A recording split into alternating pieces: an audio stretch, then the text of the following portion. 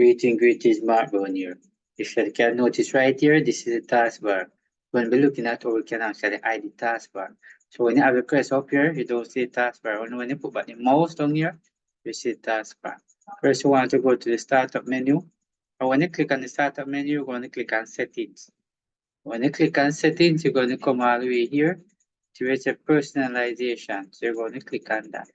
Now when you click on that, you notice right over here it's a background color, screen lock, theme, font, start. This is taskbar. So you're going to click on it.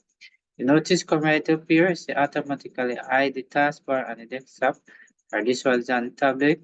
I use a smaller taskbar. So I'm going to click this one right here. You notice when I click it, you notice it go down. Notice right here, if I go back and I uncheck it, you notice you see it come back up. It will come like this, notice.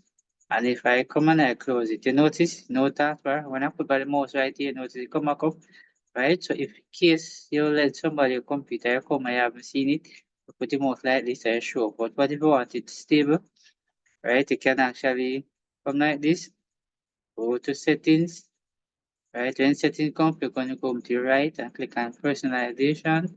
Then you're going to click right here on taskbar, right in the middle, and you're going to click. You notice it actually show back right here.